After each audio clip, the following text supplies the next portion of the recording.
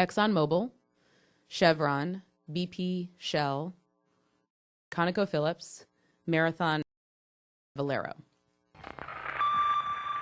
These 7 companies, when you look at their profits, just their raw profits, there is absolutely no comparison whatsoever. Nothing even comes close with any other industry at all.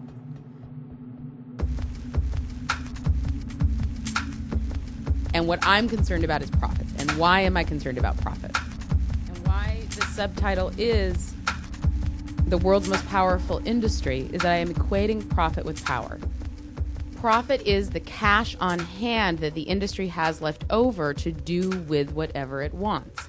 And what it does, with very little comparison with any other sectors on the issues that I am concerned about here, is influence policymaking, influence decision-making. And I begin the book with the story of Standard Oil Company, then the largest corporation in the world, the largest oil company in the world, and certainly the largest in the United States. People were very upset with Standard Oil, as they were with the other trusts, the large corporations that had essentially gobbled up lots of other competitors, become very, very, very large, and in the concern of the people of the day, had become so large that they were so financially giant that they were controlling the government and controlling the government's decision-making, even controlling decisions about going to war. And people across the country organized in what's since been called the populist movement. They convinced Democrats, they convinced Republicans, they convinced states to pass laws, the federal government to pass laws, they convinced the judiciary. Many people were organizing for revolution. What they got was regulation. And some of the most important regulations in place today: the 8-hour workday, the 40-hour work week, the first campaign finance laws in the United States, and antitrust law. If the Standard Oil Trust had been called the Standard Oil Corporation, we would have anti-corporation laws in the United States. But instead we have antitrust laws. The focus was Standard Oil. And the concept of antitrust was that corporations should not be allowed to get so big that the government cannot regulate their activity. And the solution was to break up the trusts. And Roosevelt was the great trust buster. And the first target was Standard Oil. And Standard Oil in 1911 was broken up into 34 separate pieces. And why we're in such a similar moment today is, of course, that we have corporations, and it just so happens, in this case, it's the exact same corporation, that have gotten so large that they are exercising control over government decision-making. And we have an economy that is split in a very similar way, power being concentrated in the hands and money in a small sector of the economy, a small number of corporations, and the vast majority of people not reaping the benefits. Very similar situation to what we've been through already before in U.S. history.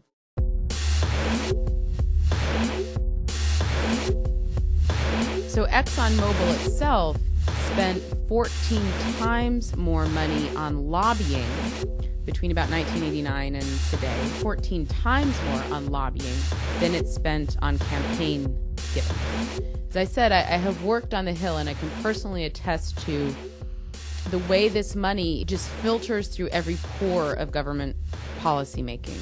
The oil industry is always there. It is always making its point. It is always promising good things to come in the future if you follow its interests, and it always has more money than its challengers. See, the Sierra Club is the largest environmental organization in the United States. Does anyone have a guess of how big the Sierra Club's budget was last year? Total budget. $36 million was the Sierra Club's budget last year. $36 million. ExxonMobil last year made $40 billion just in profit. Just profit. Now, ExxonMobil is, of course, the example to use. In 2003, ExxonMobil earned the highest profits of any corporation in world history ever, adjusted for inflation, period. No one's ever made more money. They then topped it in 2004, topped it in 2005, topped it in 2006, topped it in 2007, are set to do it again in 2008. So I'm definitely picking a big target, but you get the inequality here. What that means is that when groups that are advocating on behalf of the environment, against offshore drilling, for example, on behalf of human rights, worker rights, consumer safety, the sheer dollars available to them, of course, utterly dwarfed. But that's just one other layer is lobbying, and that's just the companies lobbying. Because right now, the greatest lobbying force on Capitol Hill is the U.S. Chamber of Commerce.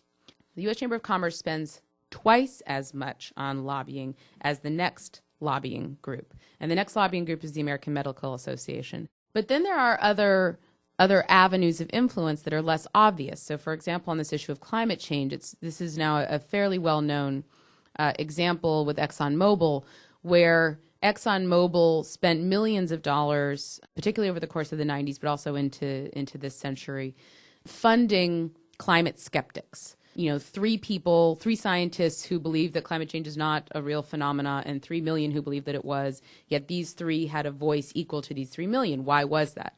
Well, one of the reasons why is because they were heavily funded by ExxonMobil. I would call them front groups that were being funded by the industry, but you would have to search to find that money. And fortunately, some people have searched to find that money. Now, some politicians want to label carbon dioxide a pollutant. Imagine if they succeed. What would our lives be like then? Carbon dioxide. They call it pollution. We call it life. You know, when I became governor of the great state of California, I promised that I would protect California's environment. California is the third largest oil producing state in the country, and we have the largest oil companies in the world produced in our state. So it's Exxon, Shell, Occidental, Chevron. Let's crush the car, terminate the waste, and have cleaner air and breathe easier. And we tried to impose a very small tax on the oil companies for when they removed oil from the ground.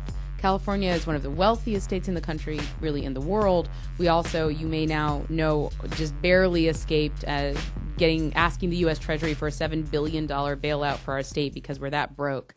One of the reasons why we're that broke is while we are so wealthy as a state, we all but do not tax, in my opinion, the wealthy among us and the corporations among us. So we tried to implement a tax, little teeny tiny tax.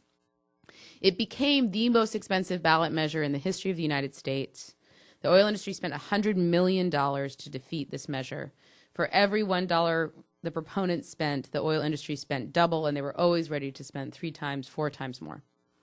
When the initiative was proposed to Californians, 65% said that they agreed with it.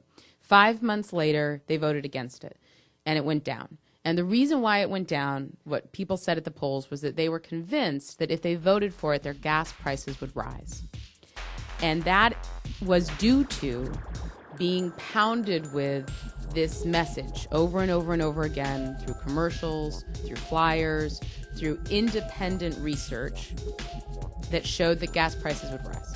I quote the communications director who ran that campaign, who says, the hardest thing about running this campaign for the proponents of the measure was that when we launched a campaign against big oil, he says in California, Californians had no idea that big oil was who we were up against.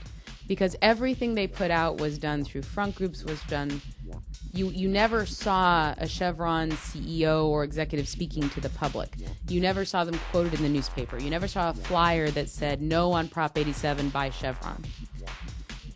And it was concluded that the main independent study that was quoted showing that gas prices would rise was funded by the oil industry. But we didn't learn that until later. And that was a model that they used continually and a model that was used in our state. The societies which have achieved the most spectacular, broad-based economic progress. I want to restart the story in the 1980s because a pretty fundamental shift happened. And one of the things I'm very proud of in the book is that I was able to interview 3 of the past key heads of the Federal Trade Commission. This was the body set up to be our antitrust enforcer. And a fundamental shift happened in the Federal Trade Commission in the 1980s, where Reagan essentially decided that government regulation was a bad idea in general. And one of the areas where it was a particularly bad idea was in antitrust, and that we should really abandon the concept of trying to keep companies from merging. And the result was a lot of mergers. Beginning in the 1980s with the mega merger of Chevron purchasing Gulf, but then accelerating in the 90s because these policies continued under Clinton, under both Bushes. There have been 2,600 mergers since 1990 in the oil and gas industry alone. The mega mergers are the ones most of us are familiar with, but bode retelling. Exxon merging with Mobil. These were the two largest post-breakup pieces of Standard Oil. Chevron had already purchased Gulf, then it purchased Texaco, then it's purchased Unocal, and that's Chevron. Conoco and Phillips merged. BP purchased Amoco and Arco. Shell purchased many other smaller pieces, and these are the giant companies we have. Now, they also believe that we maintain, and I guess we do, a lot of brand loyalty, right? So you still see Amoco and Arco stations, even though they're all BP. You still see Chevron and Texaco stations, even though they're Chevron, et cetera. But there's only a few companies. Now those are the big names. Now what happened? Within the United States, and the big fundamental changes that happened was a mass consolidation in the refinery sector and in the gas stations.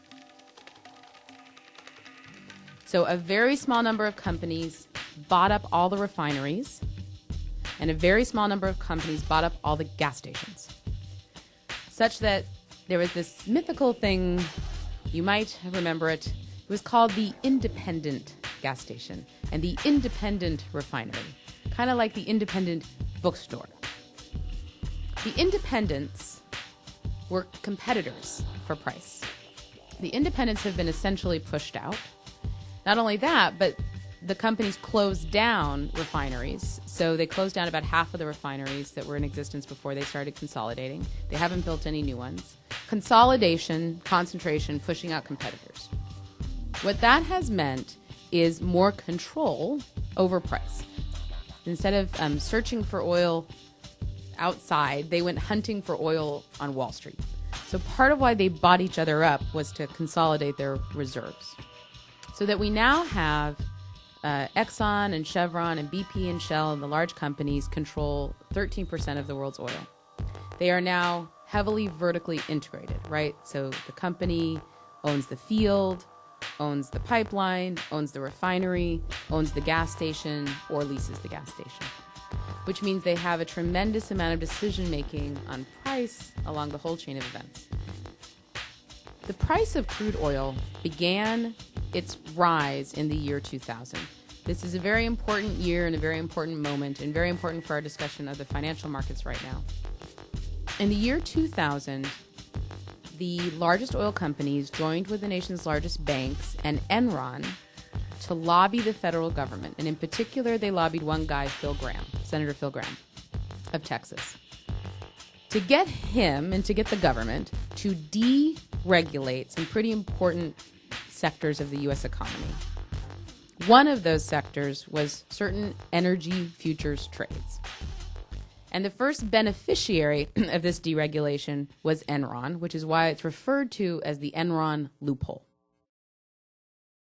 Enron immediately put this deregulation to use on my home state of California through its own exchange called Enron Online. And Enron used Enron Online, a deregulated electricity exchange, to create a false scarcity in electricity by pushing electricity out of the state, by pushing the price up. I do not believe I did not do anything wrong that was not in the interest, and all the time that I worked for Enron Corporation, that was in the interest of the shareholders of the company. And I quote Enron energy traders in this book who say just amazing things about how they were kids playing in a playground.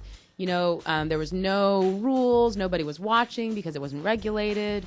They knew that what they were doing was both morally reprehensible and potentially illegal, but nobody was going to catch them, so it didn't matter. And they played with our state such that our two public utilities went bankrupt, businesses went bankrupt, people's lives were thrown into danger because we had rolling blackouts of electricity. So there were times, it was 100-degree weather, you were in downtown San Francisco, you had no air conditioning, you had no ice water, very dangerous for many members of society. Enron Online will change the markets for many, many commodities. It is creating an open, transparent marketplace that replaces the dark, blind system that existed. It is real simple. You turn on your computer, and it's right there. That's our vision. We're trying to change the world.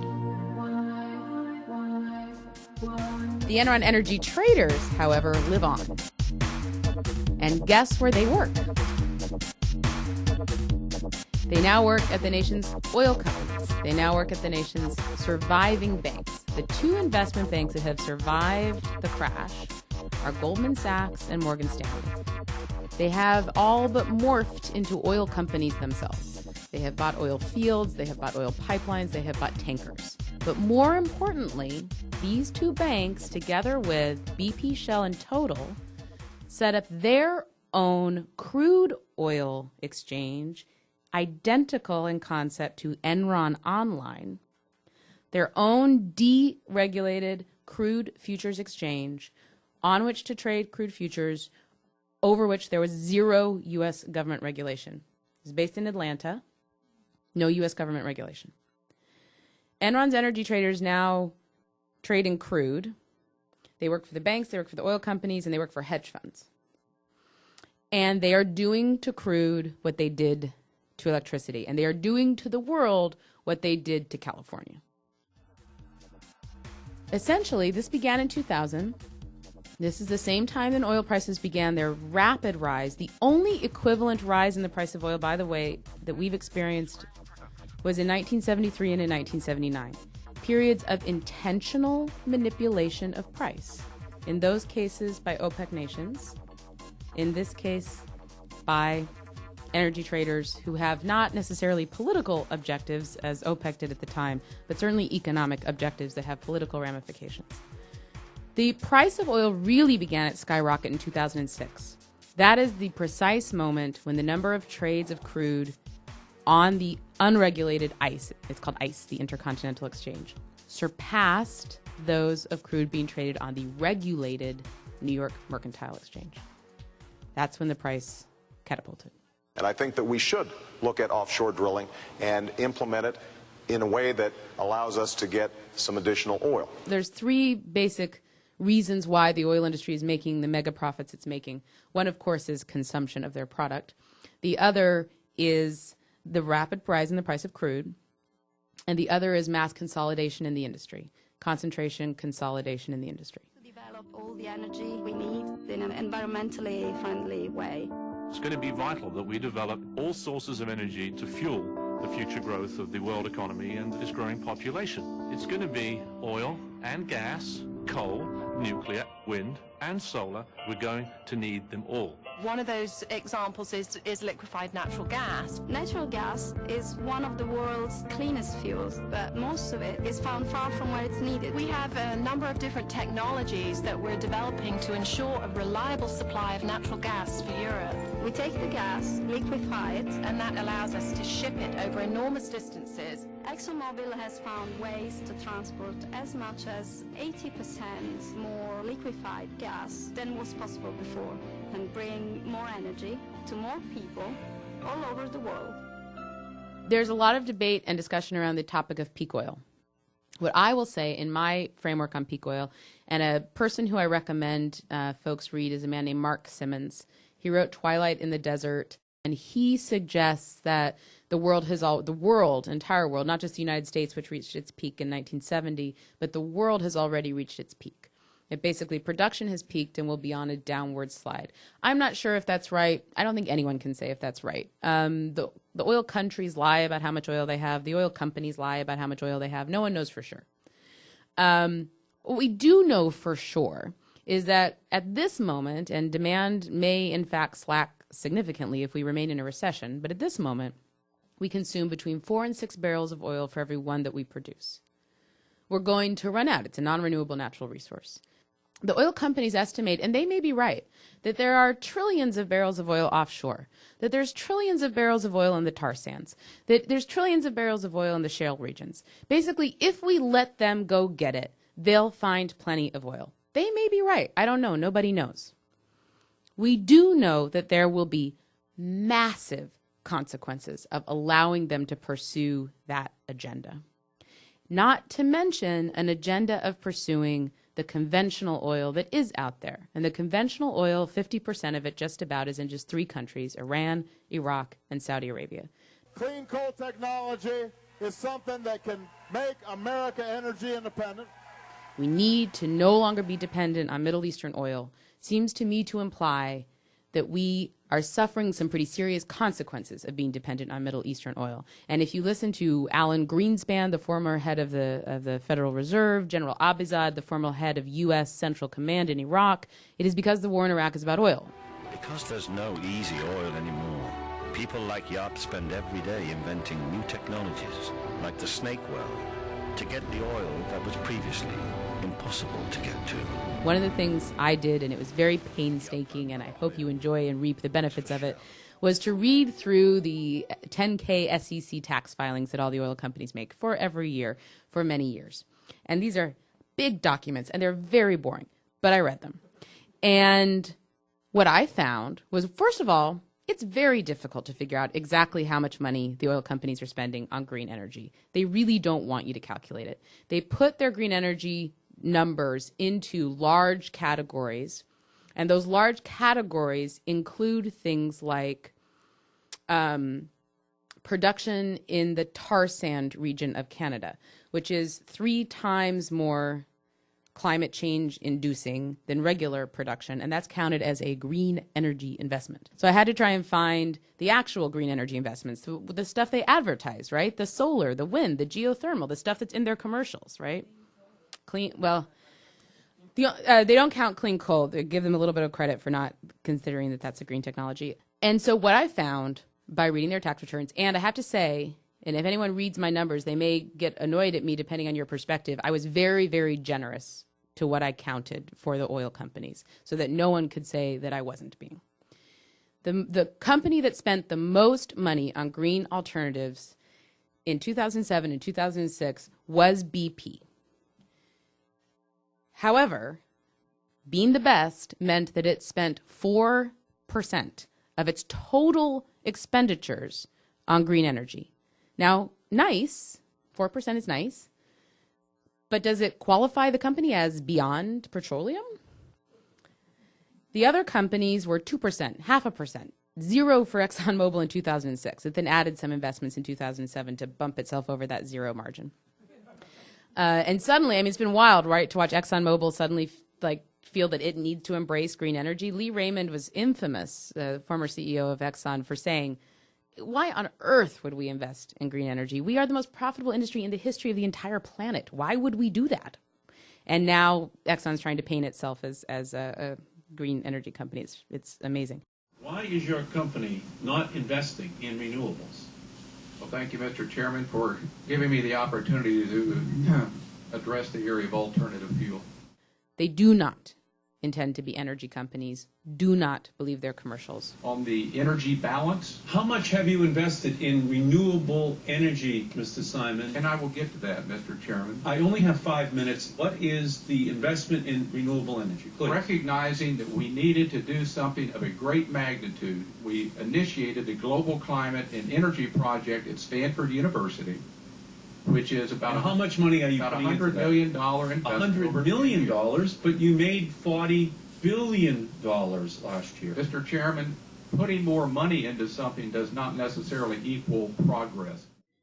The reason why they're not making those investments, and at the same time, by the way, as they're framing themselves as green energy companies and not making those investments, they are simultaneously moving into the most environmentally destructive modes of oil production that we as humans have ever come up with. And that is tar sand production in Canada. Again, I go into great depth in the book. Shale production in the Midwest, offshore drilling. So while they are characterizing themselves as green on investments they're not making, they are also becoming, in my mind, even more environmentally destructive as companies. Offshore drilling now, particularly led by my state's most formidable oil company and the second most formidable oil company in the United States, Chevron. Now we're talking about, and they're doing, drilling at 1,000 feet, drilling at 5,000 feet. But anything deeper than 500 feet releases methane. Now, methane is a greenhouse gas at least 20 times more climate destructive than CO2. 20 times more. Every single hole. And anyone in the industry will tell you, and I quote them, I quote a Chevron executive in particular, who says about offshore drilling, and excuse my language, it's a total crapshoot. And he's an offshore drilling expert. You drill 100 holes, and 20 of them will give you oil. 80% are dry holes. But every single one of them releases methane. It's also very expensive, $120 million per hole. The drills are diamond encrusted, right? Fancy drills. $120 million per hole. And only 20% of them yield oil. This is in the Gulf. This is where we have the statistics. And we all know, because the Bush administration itself has said it would take, at least 10 years for sizable amounts of oil to come from offshore. And that's because of this crapshoot. Why everyone is sounding like a populist is because we are in such a similar economic moment that we were 100 years ago, over 100 years ago. So if we are going to allow the oil companies to remain oil companies, we and or they are going to have to continue to go to pretty extreme lengths to get that oil. And how are we going to make those decisions? How far are we going to let the oil companies go? How far are we going to go in pursuit of oil? And how democratic is the debate going to be when we make those decisions?